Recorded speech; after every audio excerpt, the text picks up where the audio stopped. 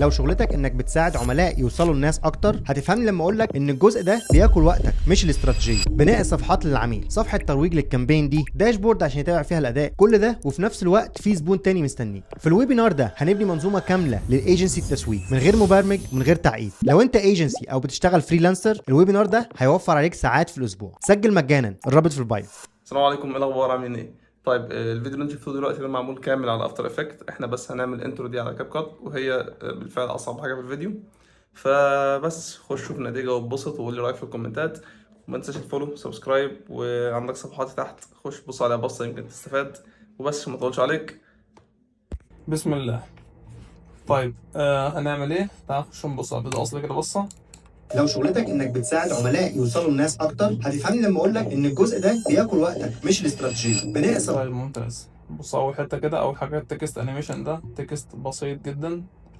محتاجين نفعل الاوتو كابشن.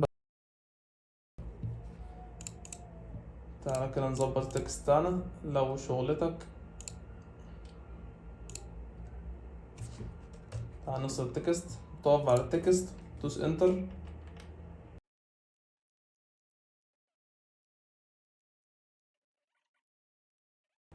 خلي دول بعض دلوقتي. يلا بينا نمسك التكست ده، هنخليه فيكسلايت. حلو، ممكن نطلعه فوق هنا ورا بالشكل ده، ونفعل الشادو. نخليها مثلا على وليكن 30، ونخلي مثلا 55 اعتقد ممكن يكون مناسب. ماشي. طيب هنعمل ايه؟ لو شغلتك مبدئيا بس هنعمل هنا زوم ان كده او زوم اوت. بداية اللي حطينا كي فريم دلوقتي هنا، تمام. بعد كده رجعنا في الاول وكبرنا شوية طبعا هنا، وهنحطه لو شغلتك انك كيوبيك اوت جرافيك. لو شغلتك انك حلو. لو شغلتك انك بتساعد عملاء. خلينا نطلع فوق دلوقتي كده. لو شغلتك نعمل اللير دي الانيميشن ده سلايد داون. طيب لو شغلتك وبعدين نعمل لها انيميشن اوت فيد اوت. لو شغلتك انك طيب هنجيب دي كده. بصوا، هو هنا كنت مفكر دي شغالة فهيطبق كل حاجة على التكست. فانا هعمل حاجة لذيذة دلوقتي، هعمل كوماند شيفت سي او كنترول شيفت سي، هاخد الاعداد بتاع التكست ده، بعدين هطبقه على باقي التكست كلها. كوماند شيفت في او كنترول شيفت في لو انت ويندوز، بعدين بيست. بصوا كده طبق معانا كل حاجة. طيب ايه الانيميشن بعد كده؟ تعال نجرب هنا.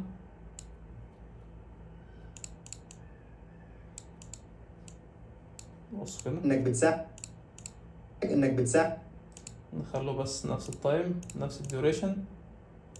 انك بت انك بت انك انك بت انك بتساعد ونخلي دي كمان انك 5. بتساعد هو ليه؟ انك بتساعد عملائي انك بتساعد. جميل اوي.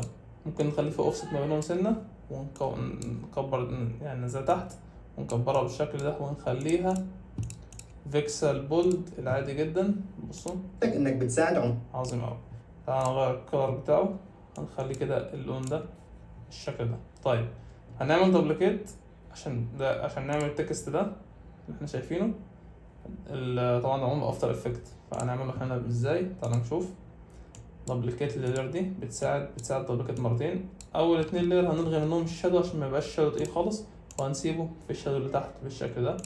بعدين اول لير فوق هنجيب اللون الكولر، خليه افتح حاجه ممكنه من نفس اللون تحت، افتح حاجه ممكنه. هنعمل ايه؟ هنلغي بس دلوقتي نعمل كده، نرفع اللير اللي تحت اللي هي البيضه. بصوا كده. بعدين هنجيبها يمين او شمال سنه على حسب ما انت مرتاح. اللي فوق هنفعلها طبعا بس نمدهم سنه قدام كده مش هتزعل. وهنعمل لهم كومباوند كليب. لا دي هنعمل لها كومباوند كليب. بعدين نفعل الماسك مع فيلم ستريب، ونصغر دي كده نخليها كده بالشكل ده. ونعلي الفيذر سيكة بسيطة. انك بتساعد عملاء. حلو اوي. اعتقد ان احنا محتاجين نضيف ديب جلو او افكت جلو، بس حاليا مش معايا هو، فلما اخلص في الاخر هضيفه هو اوريكم الطريقة، لو انتوا معاك هتفيدكم الطريقة دي. بعدين هنشتغل على طول. يلا. لو شغلتك انك بتساعد يلا بينا. تساعد عملاء. تساعد عملاء. امسح كلمة عملاء دي دلوقتي. تساعد عملاء. هنقف هنا عشان نعمل السين اللي بعد منه. هنجيب عشان نعمل باك جراوند هنجيب ستيكر وهنكبرها جدا. بعدين هنخليها اللون ده كده بالشكل ده. بص نخليها اغمق حاجة من اللون ده، حاجة غامقة جدا. طيب دبليكيت لدي، هنكبر هنفتح دي كده ونخليها حاجة فتحة بسيطة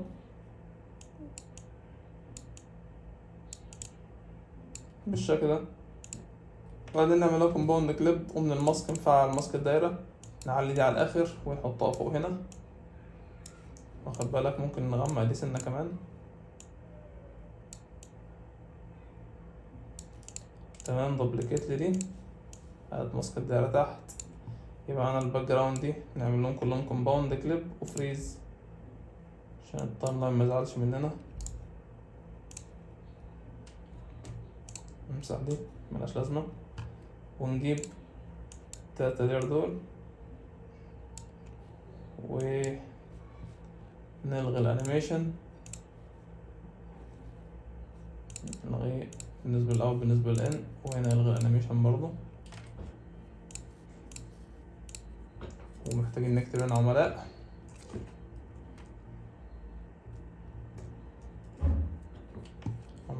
ويكون كوبي ونبيست هنا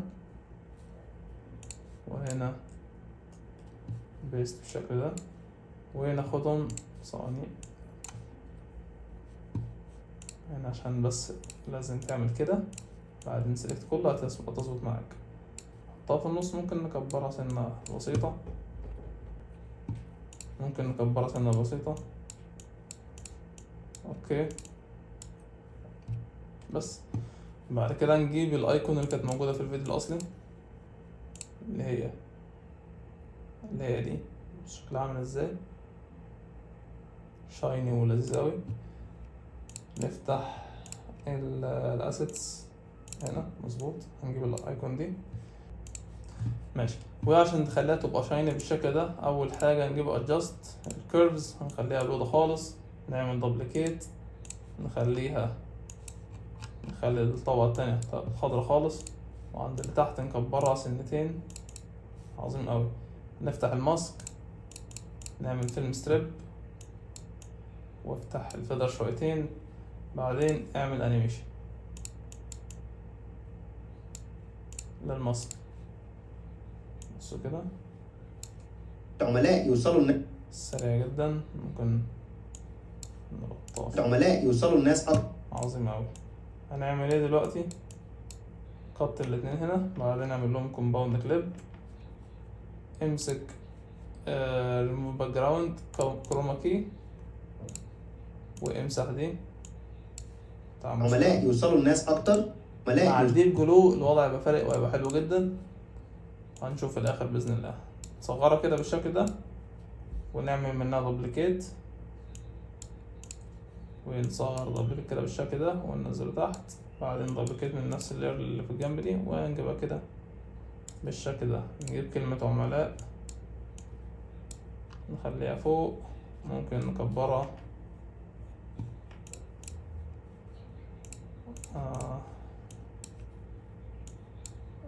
بالشكل ده.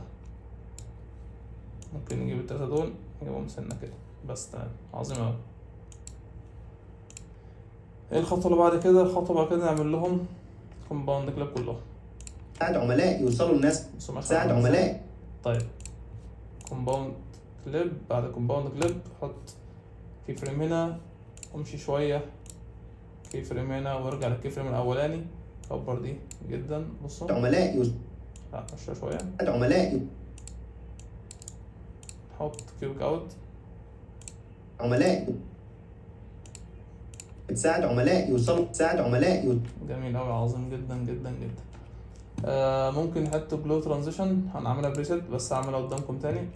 انا قلت جلو ولا بلور؟ هنقصد بلور ترانزيشن. هنجيب دي كده و بس التايم لاين بالشكل ده، كنا مدة سنة ايوه كده. وهنا بالظبط هنخلي مثلا البلور 30، نحط كي فريم هنا، نمشي شوية كي فريم هنا خليه 0، هنا خليه 0، اعمل ايزنج واعمل اول حاجة هنا ايزنج. تعال نبص كده. بتساعد عملاء اعتقد مريح حاليا جدا. طيب عملاء يوصل. انا نمشي شوية في الليفتة عملاء دي، ممكن نصغر سنة كمان. يوصلوا الناس. طيب.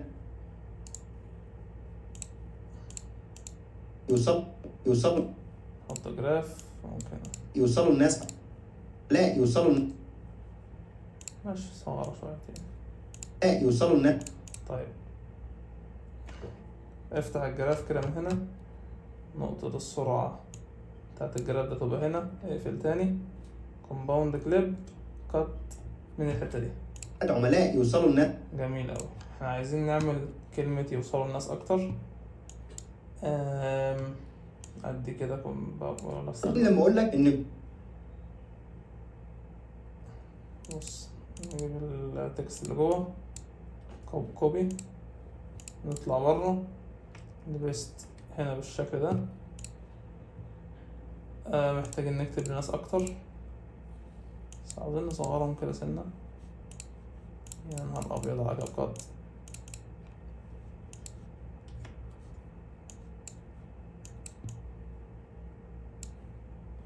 لا والله مكناش محتاجين نصغرهم، يلا مش مشكلة. والله نصغرهم، لا خلينا نصغرهم أحسن ونكتب أكتر.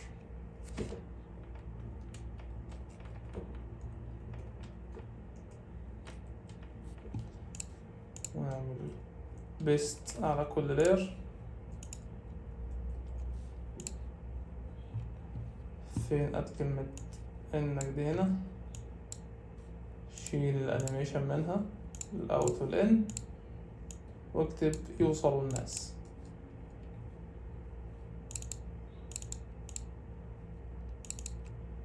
نعم خلاص صار زي الناس.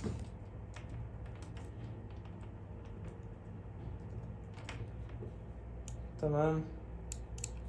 نيجي بقى عند كلمة أكتر، نكبرها شويتين بالشكل ده. تمام.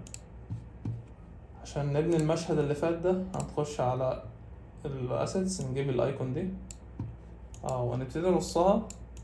نخلي مثلا حوالين الجملة دي شكله مثلا صغير، يعني ممكن تصغرهم برضو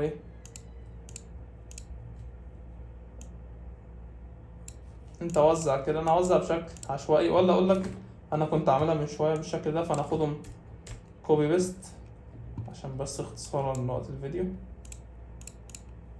اختصار المجهود على كده. تمام. انتوا فين؟ هاتهم كده كوبي ويخش على التايم لاين ده بيست. عظيم جدا. بص بقى، سلكت الكلام ده كله ما عدا الباك جراوند اللي تحت دي، اعملها كومباوند كليب. يوصلوا الناس. جميل اوي. كبر دي كده بالشكل ده. لا كبرش كده. اعمل كي فريم الاول وزقه قدام، بعدين وانت واقف الاول كبر دي كده. يوصلوا الناس اكتر. واعمل الجراف كيوبيك اوت. تعال نشوف كده عامله ازاي الدنيا. عملاء يوصلوا الناس اكتر. لا صغر دي كده. يوصلوا الناس اكتر. حلو قوي. ممكن نعمل حاجه كمان تخلي الدنيا سبايس اكتر، تدي افكت او احساس الفلاش كده. من الشيبس هنجيب شيب وهنقصها كده على فريم بالظبط، هنكبرها على مقاس الكادر كله ونخلي اللون ابيض. بص كده معانا النتيجه. عملاء يوصلوا الناس اكتر. طيب هتفهمني لما اقول يوصلوا الناس اكتر. يوصلوا الناس اكتر. بص هو يعني الجراف مش سريع في الاول زي ما انا عايز، فممكن اخش جوه الجراف من خانة السكيل، اسحب الهاندل دي كده شويتين. بصوا يوصلوا الناس اكتر. ممكن ازقها يوصلوا الناس اكتر.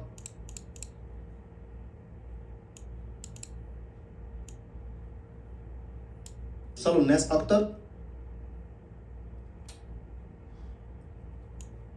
بص ممكن اخلي اوتو كيرف.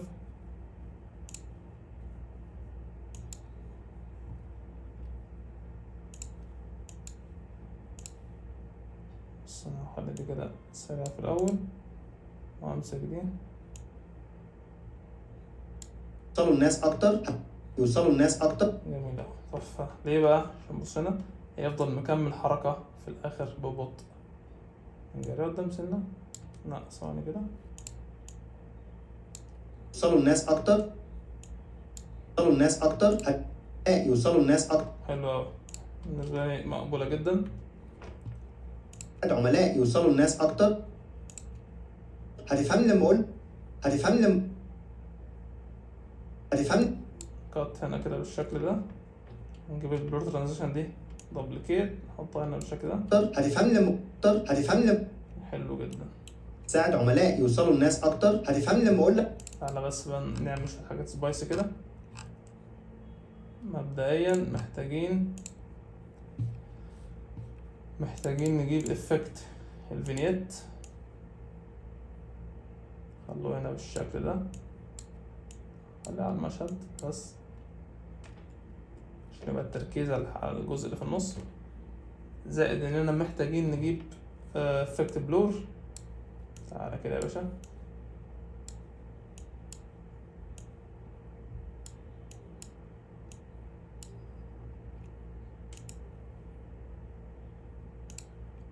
ونخليه على 20، خليه 15. الماسك ات ريكتانجل ماسك، نعمل كده وخلي الفيدر عالي جدا واعمل انفرت. بصوا كده عظيم اوي. تعالى نلغيهم. فرق يا اخوان. ممكن نخلي امور احلى برضو شويتين، نحط الافكت الاف بي اس لاج ده، ممكن نخليه على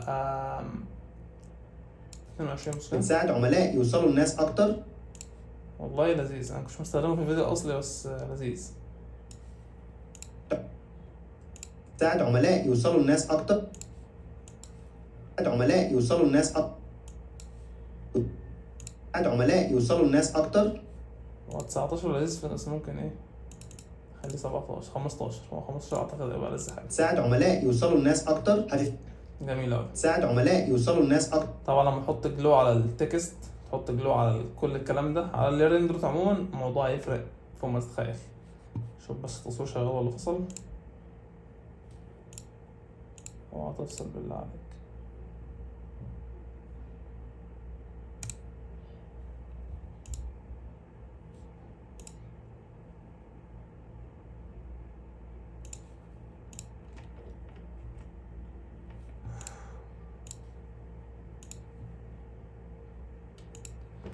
اللهم لك الحمد. طيب ساعد عملاء يوصلوا الناس اكتر. هتفهمني لما اقول لك ان الجزء ده طبعا عارف ان هو التكست اتحرك ازاي هنا. عشان تخلي التكست شبه الفيديو الاصلي محتاج تخلي كل تكست فلير لوحده. بمعنى تعال نشوف كده، تعال نفصلهم عن بعض. اول حاجه من الكابشنز هتفهمني لما اقول لك انتر وهنا انتر، بقى معانا التكست كل تكست فلير نخليهم فوق بعض ونمدي الاول للاخر قصدي. عايزك فوق ايه بالظبط مترخميش. ماشي تمام. ونخلي كده خلوه شبه السلم كده بالشكل ده. ونحط عشان عايزين نحط نفس الافكت هنا، فممكن ناخد كوبي اتريبيوتس اللي هو من كليك يمين كده او كنترول شيفت سي، وبعدين على دول كنترول شيفت في، بعدين تبتدي انت تظبط المكان بتاعه. بس هنشيل بس نطلعهم فوق شوية ونمدهم شوية ونحط عليهم كلهم افكت. الفيد اوت يعني ناخد، بصوا عملت يعني هنا في فيد اوت، بصوا كلمة اقول لك، فانا عاوز اطبقها على كله. فبدل نخش عند في الانيميشن واجيب نجيب الكلام ده، هبتدي اعمل كنترول شيفت سي كنترول شيفت في، خدت على ده كلها. ايه اللي المفروض اعمله دلوقتي؟ المفروض اعمله انا اظبط مكان التكست. هنجيب كلمة هتفهمني، خلي كلمة لما هنا واقول لك الشكل ده، بعدين اخدهم كده ونصغرهم.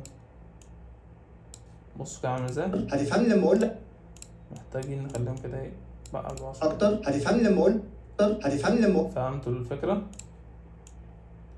طبعا مخلص حط عليهم افكت جلو، حط عليهم موشن بلور، الموضوع هيبقى رهيب. بصوا عامل ازاي الانيميشن ده، هتفهمني لما هو مرهق بس تحفة. تعالى كده نجرب نحط عليه موشن بلور، خليه 80. هتفهمني لما اقول اكتر. هتفهمني لما اقول اكتر. هتفهمني لما تكست بريميوم، بص تحفة.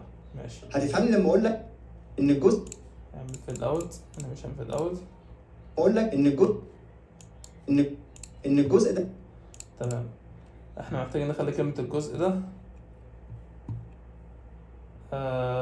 هنفصل كلمة ان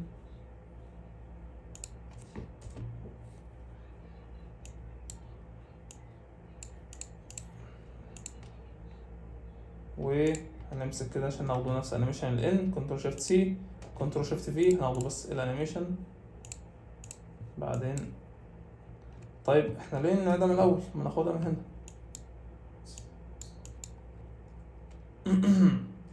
دوبليكيت، وهنكتب هنا الجزء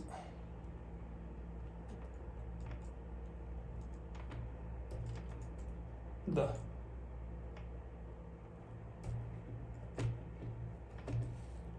يلا كوبي هنا،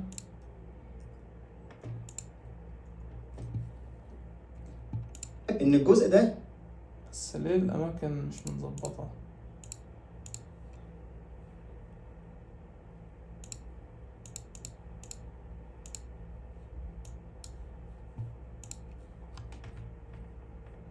هو في حاجه مش مظبوطه.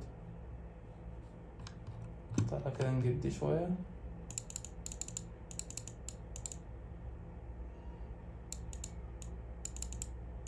ماشي، ان الجزء ده واحنا بنكتب كلمه بياكل الجزء وقتك. ده، مش ان الجزء ده بياكل وقتك.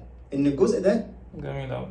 محتاجين نعمل اللاين ده للأمانة عشان أكون أمين معاكم. اللاين ده هيتعمل بس عمره ما هيتعمل له أنيميشن وهو عامل داير على كلمة إن الجزء ده، استحالة، لأن الأنيميشن بتاعه هيتعمل هنا بالماسك. فأفتر إفكت في إفكت بسيط جدا اسمه تريم باث، هو بيعمل الإفكت ده بطريقة لذيذة يعني، لكن هنا هيتعمل بالماسك، فاستحالة يتعمل من غير يتعمل بالشكل ده وهو في الدايرة دي. فهجرب الطريقتين وأقول لكم إيه الدنيا. وهو بيقول الجزء ده، نخش على الستيكرز وهنضيف الستيكر ده. تمام، صغر كده شوية. هو كان هنا عامل ازاي في الفيديو الأصلي؟ يعني كمثال هنخليها كده بالشكل ده، وهنعمل له شادو ونقلل الكلام ده شويتين. ما هو أنا عارف إنه شكله سيء بس احنا بس كمثال هناخده بس كنترول شيفت سي عشان ناخد اعدادات الشادو كده. بعدين تعالى بقى كومباوند كليب عشان نعمله انيميشن.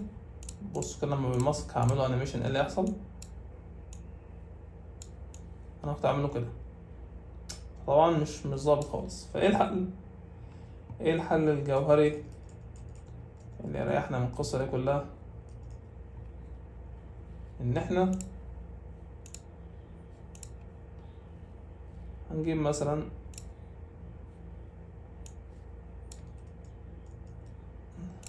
كده مثلا،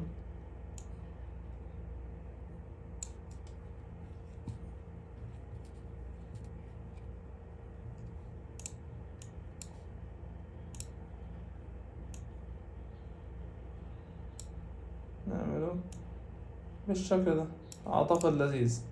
هنعمل بس كوبي للاتريبيوتس اللي احنا خدناها من شوية من نفس اللاين.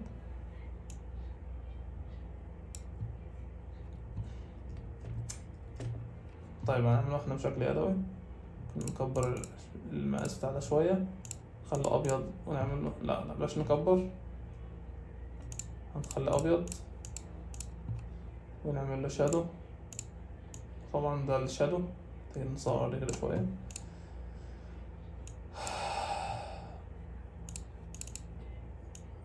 حاسس إن هو محتاج يطلع فوق.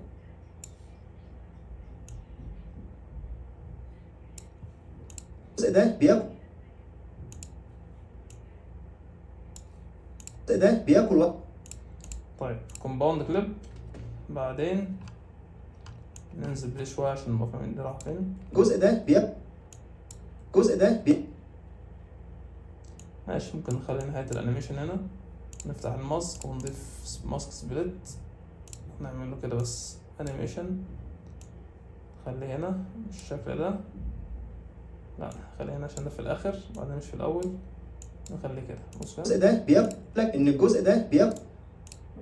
طيب هنعمل له أنيميشن إيه؟ ممكن إيزنج، هنجرب. الجزء ده بياكل ان الجزء ده بقول لك ان الجزء ناس اكتر هتفهمني لما اقول اكتر طيب بس محتاجين نعمل أول حاجة أنيميشن.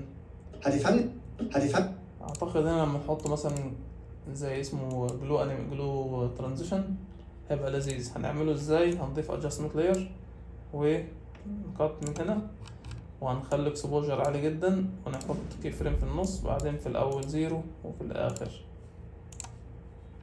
0 بالشكل ده. تحط تعمل ايزنج للجراف للكي فريمات. هتفهمني لما بس اعتقد لا، محتاجة تبقى اطول شوية.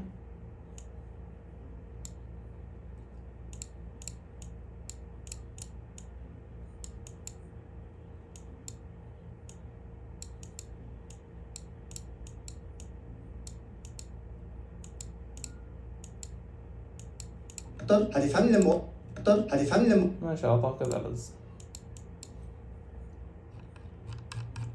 اقول لك ان الجزء ده بياكل. طيب هنيجي نقف هنا ونجيب الباك جراوند اللي عملناه من شوية، كوبي، ونقف هنا. ده بياكل. حلو أوي. قط ده من هنا، وهات لاين، أولا هات الساعة خليها في النص بالشكل ده، و اللاين مكانه فين، واقف فين اللاين، تمام. هات كده، ايه اللي انا عملته ده، هات كده جايد لاين من هنا، بعدين خش هنا، ايوه، وهات ستيكر من هنا تاني حطه هنا، ماشي، خليه من بداية الجايد لاين وخليه فوق هنا بالشكل ده. ممكن تطلعه كده.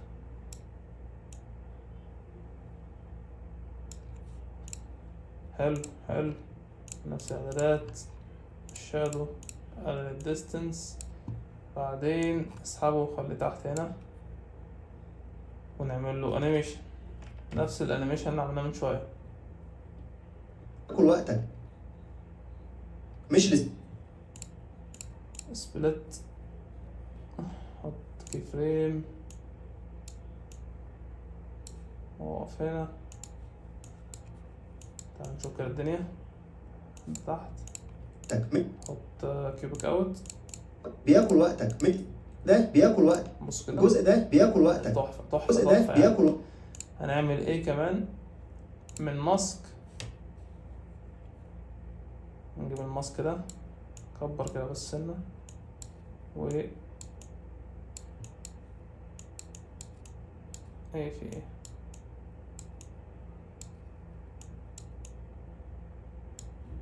الشكل ده.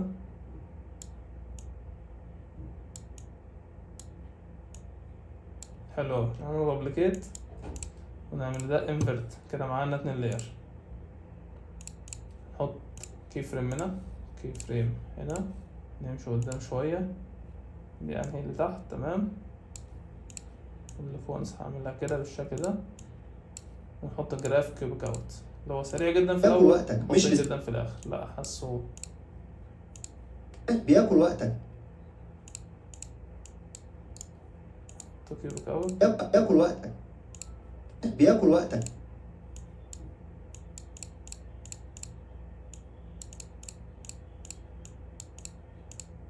جميل اوي كيوبيك اوت. بياكل وقت ده بياكل وقتك، الجزء ده بياكل وقتك، ان الجزء ده بياكل وقتك. جميل اوي. هنجيب التلاتة تكست دول اللي احنا عملناهم من شوية.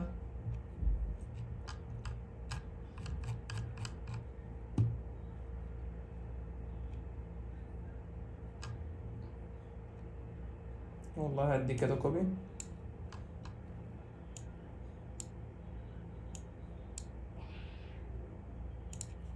ممكن ندورها كده شوية.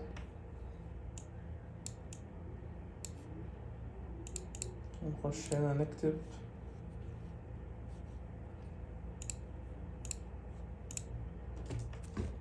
in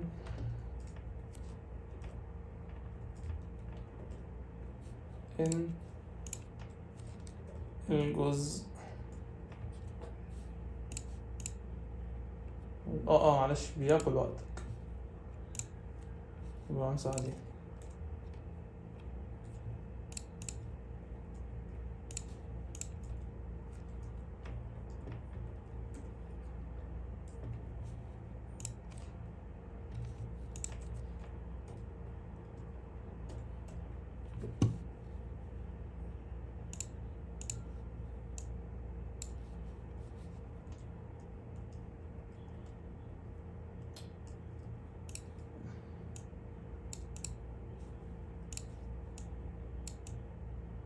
بس خلونا انا بالشكل ده.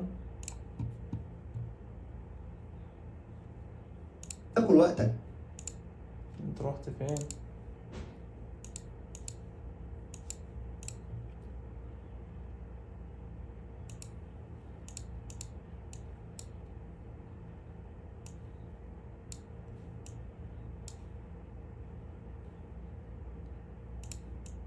كبر التكست بالشكل ده.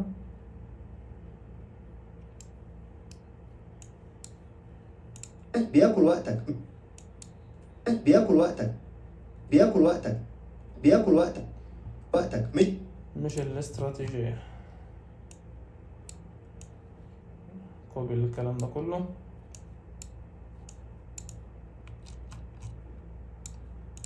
بياكل وقتك مش الاستراتيجي. هننسخ نفس بياكل وقتك مش بياكل وقتك مش الاستراتيجية. جميل أوي. هنكتب هنا مش، وهنا الاستراتيجية. يلا كوبي، حطها هنا، حط دي هنا. بصوا كده، هنيجي نظبط دي تاني. مش عارف مكانها ليه، مش عارف ليه في الماك عندي في جلتشات دايما بتحصل غريبة وغبية. مش فاهم. وقتك مش الاستراتيجية.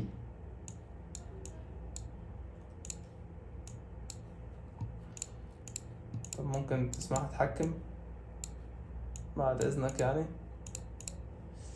مش راضي خليني اتحكم. هنعمله ايه؟ نحل المشكلة دي ازاي؟ كومباوند كليب واسحبها لفوق. مش الاستراتيجية. تمام. نيجي هنا افكت بلور. تعال يا ابويا متروحش بعيد، وهات هنا adjustment layer برضه انت كمان. تمام. هنقف هنا مع نهاية الكلمة، وهنخلي الاكسبوجر واطي جدا، نحط له جراف. وهنا تمام لذيذ قوي. نحط لها قصدي معلش كي فريم، اعتذر. هنا 0 وهنا 0. نعمل لهم انيميشن كيوبيك اوت مش الاستراتيجية. كيوبيك اوت. مش الاستراتيجية. وقتك مش الاستراتيجية. وقتك مش الاستراتيجية.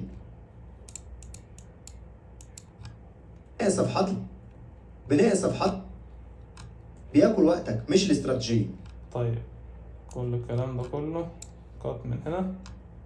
تعالى بقى نخلي بقى الايه الامور سبايسي ده بياكل وقتك. اول حاجه نجيبوا التلاتة دول كده،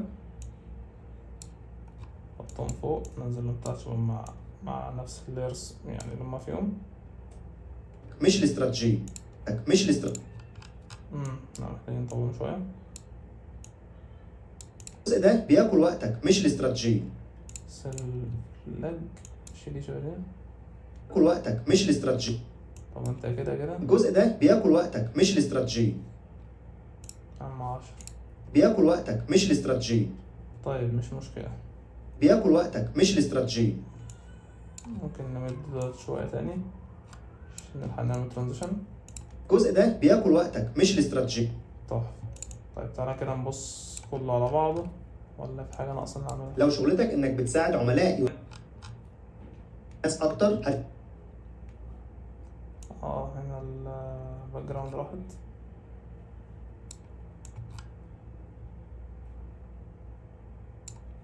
تعالى كده بصوا. لو شغلتك انك بتساعد عملاء يوصلوا لناس اكتر. طب في ايه طيب؟ سوري الباك جراوند هنا. لو شغلتك انك بتساعد عملاء يوصلوا لناس اكتر هتفهمني لما اقول لك ان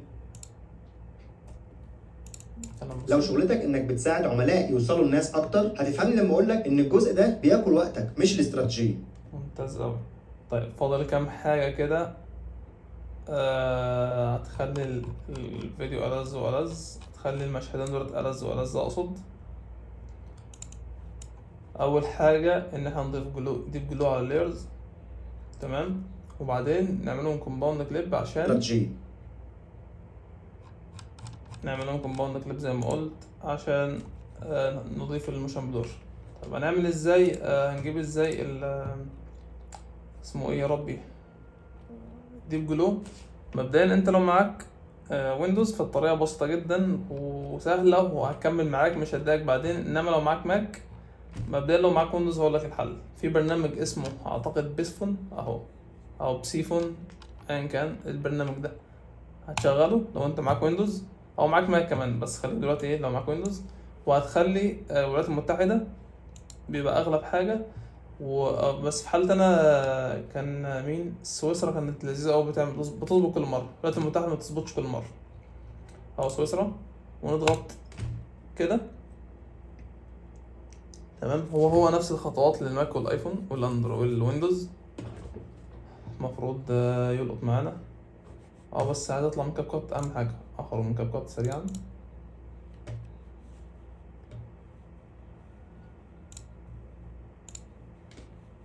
تمام يا مسهل الحال. كده بقى متصل لما يجيب لنا اللينك دي. طيب اللينك ده، طيب هنخش على كاب كات،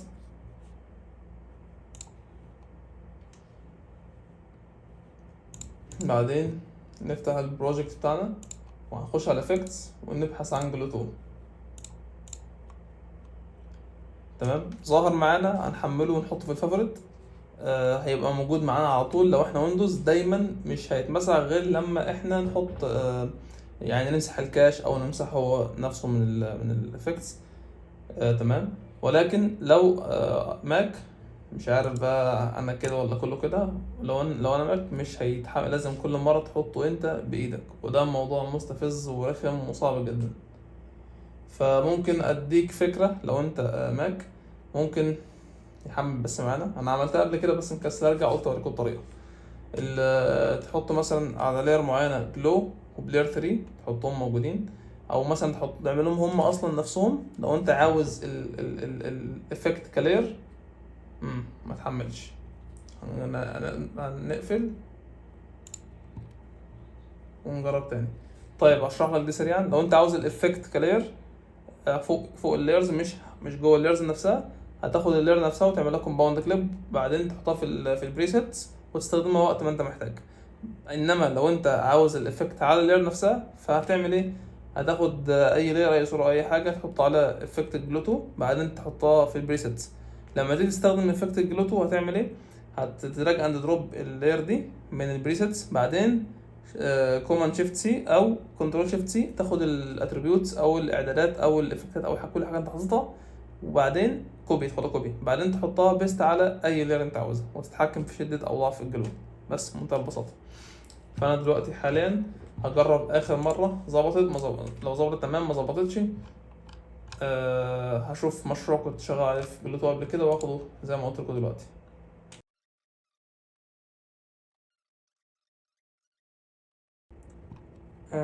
بسم الله كده. تمام، اللير ده موجود عليه افكت بلوتو، هناخدها سيف بريست.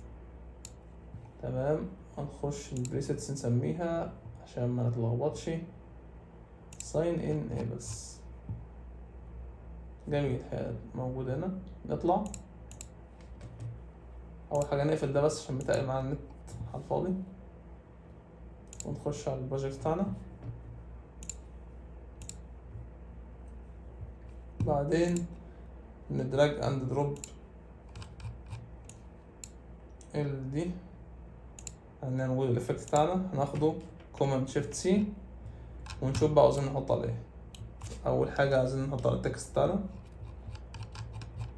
مبدئيا كده، هناخد دي كده 3 لير دول، كوماند اوبشن جي عشان نعمل كومباوند كليب، كوماند شيفت في عشان نحط الافكت الافكت اهو. بص كده معانا طبق معانا ونقدر نتحكم فيه براحتنا، هندوس هنا نقدر نتحكم فيه زي ما احنا عاوزين. ممتاز اوي. كوماند شيفت سي عشان ناخده بقى، هو بدل ما نظبط فعالاته كلها ممكن نحطه هنا effects. عظيم اوي، نفس الكلام هنا effects فقط. هنا جديد اوي ممكن نقلله.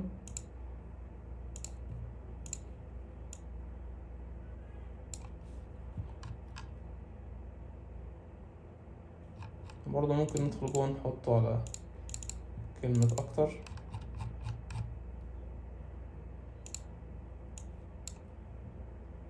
بس مخدش بالي من دي.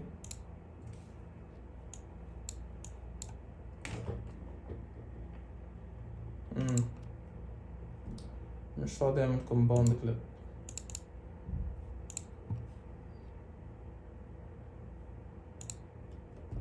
نفرمعه. ايوه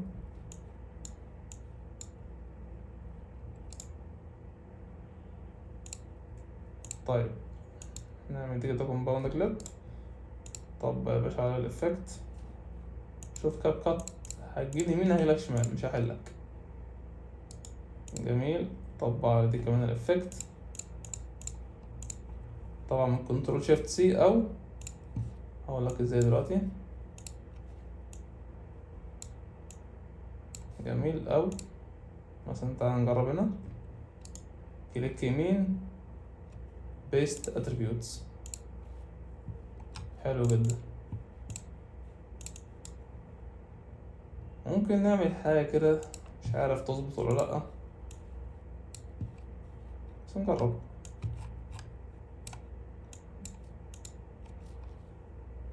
من الادجستمنت نعلي، مش عارف ليها معنى ولا لأ. لا مسح مش معنى. طيب اهم شيء ده، اهم ده نسيت خالص، دولت اهم شيء.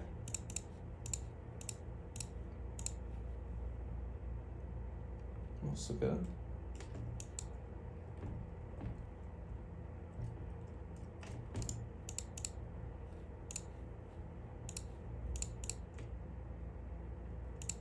تعالى كده نشوف كله قد ايه.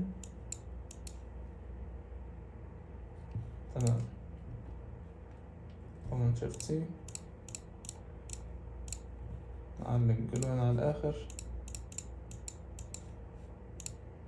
كوماند شيفت سي، افكتس، نعلق الجلو على الاخر. اعتقد لذيذ اوي. ده اهم حاجة برضه هنا.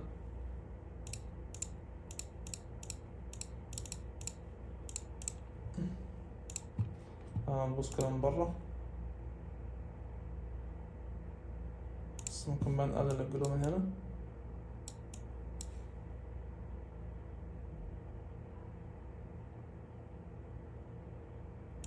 طبعا كلمة الجزء ده برضو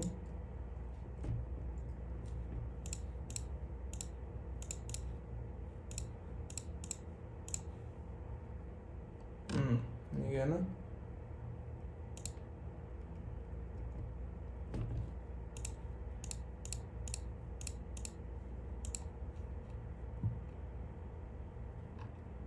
تهيألي كان المفروض اللي هو ايه اسلكت كل حاجة واعمل كوماند شيفت سي بدل المرارة اللي انا فيه.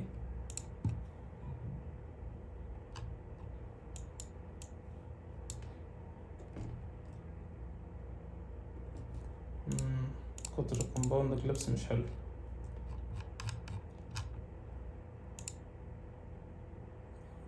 امسح دي مش محتاجينها. فكده نجرب نعمل كل حاجة كومباوند كليب، ما اعتقدش ابدا انه ينفع زي ما توقعت. طب احاول اعمل كل مشهد كومباوند كليب لوحده.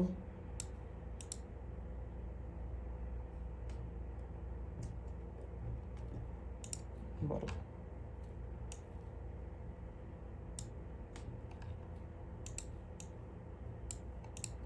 طيب مش مشكلة. هنيجي عند هنا موشن بلور نخليه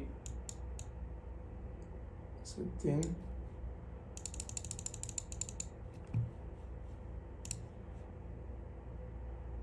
عملاء يوصلوا الناس انك بتساعد عملاء لذيذ. موشن بلور 60.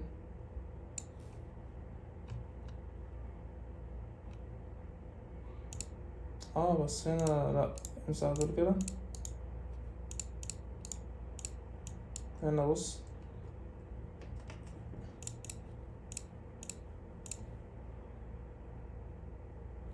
ممكن نقلل شوية عشان حاسه زيادة. الجزء ده طيب تعالى نحاول كده نعمل دولت كومباوند كليب. الاستراتيجية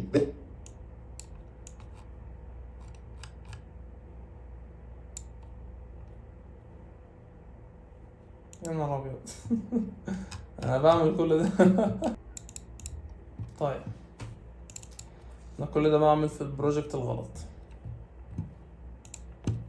بس ايه ده البروجكت عشان ده اللي عملته مع نفسي، اللي انا طبقت عليه كل حاجه. شغلتك انك بتساعد عملاء يوصلوا الناس اكتر، هتفهمني لما اقول لك ان الجزء ده بياكل وقتك مش الاستراتيجية.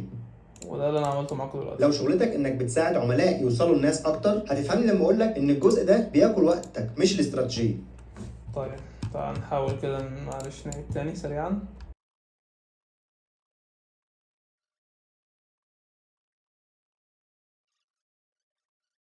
تعال كده نبص على الفيديو كله.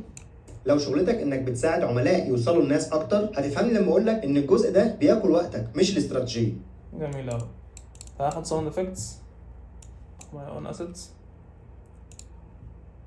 ساوند افكت. طيب هنحط اول حاجه هيت كده لذيذه. في هيت انا حاططها في هنا. لو شغلتك انك يوصلوا الناس اكتر كل وقت، خلينا كده هنا ادي الهيت دي. بص معاه كده معايا اقل صوتها. لو شغلتك ان اهم حاجه الصوت، نبص على مستويات الصوت هنا. لو شغلتك يعني يكونش حاجه عامله بيك او واصله لحته عاليه في الصوت فمخليها صوت لونه احمر، الجزء لونه احمر يعني. لو شغل بصوا كده ده كده مصيبه كبيره، مينفعش. خلوها دايما ما بين 6 وال12. لو شغلتك انك بتساعد لو شغلتك انك ممكن نحط للتكست مثلا الساوند ده بتساعد عملائي انك بتساعد عملائي انك بتساعد. حاطط ايه هنا؟ لو شغلتك انك بتساعد عملائي انك بتساعد عملاء. لا خلي التكست هنا.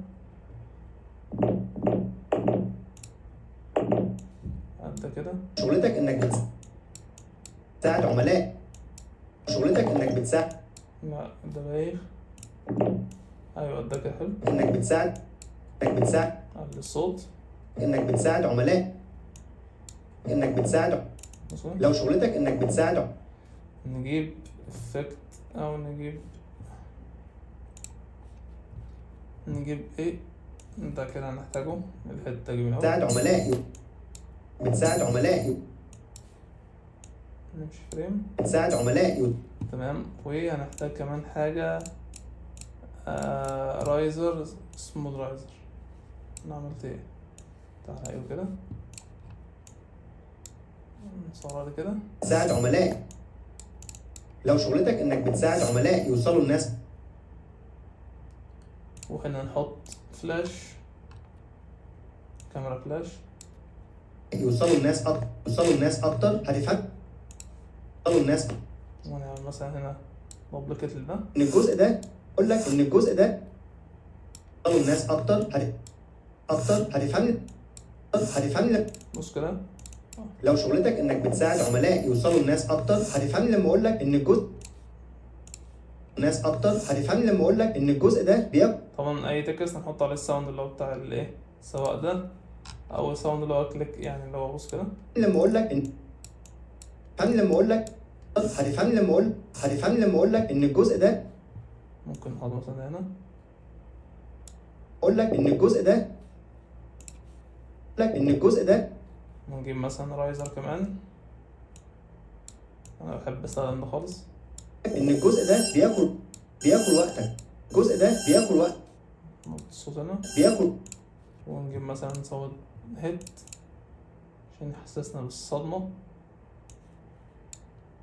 بياكل وقتك. لا مش ده، ممكن نجيب ده. وقتك مش بياكل وقتك، بياكل وقتك مش ممكن نجيب هنا كمان دي، مش الاستراتيجية. لو شغلتك انك بتساعد عملاء يوصلوا الناس اكتر، هتفهمني لما اقول لك ان الجزء ده بياكل وقتك، مش الجزء ده بياكل وقتك. لا محتاج نكبر كده. ان الجزء ده بياكل وقتك، مش ده بياكل وقتك. نقلل كده بالشكل ده. ان الجزء ده بياكل وقتك مش في حاجة ناقصة وحاجة مهمة جدا انا نسيتها، مش عارف ازاي. هنجيب افكت شيك كاميرا، شيك، لا اوعى، ضروري لازم تكون موجود.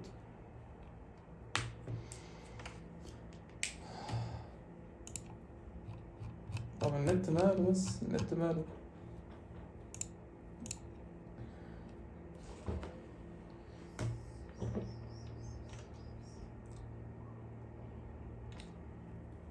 طيب انا هتصرف، انا مش عارف كل ما اجي اصور النت يبقى ماله.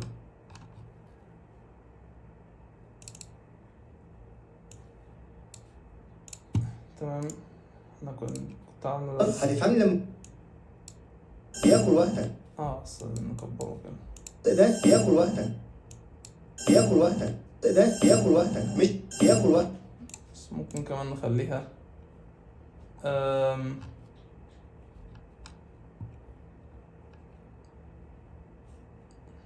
بياكل وقتك. بس انا حاسس احنا ممكن نخلي ده افضل. بياكل وقتك. امسح ده ووطي ده سنة، بص هنا بياكل وقتك. الصوت عامل ازاي. الجزء ده بياكل وقتك مش الاستراتيجية. بس انا كده مرضي. بص كده يا جدعان، لو شغلتك انك بتساعد عملاء يوصلوا الناس اكتر، هتفهمني لما اقول لك ان الجزء ده بياكل وقتك مش الاستراتيجية. ده ريل معمول بافتر افكت من اوله لاخره، عملت لكم كاب كات حاجه يعني ادعوا لي، مش هقول غير ادعوا لي. بس لو عجبك الفيديو لايك سبسكرايب، قول لنا في الكومنتات محتاج ايه الفتره الجايه. وبس قبل ختام الفيديو قال صلى الله عليه وسلم: من قال سبحان الله العظيم وبحمده غرست له نخله في الجنه. سلام.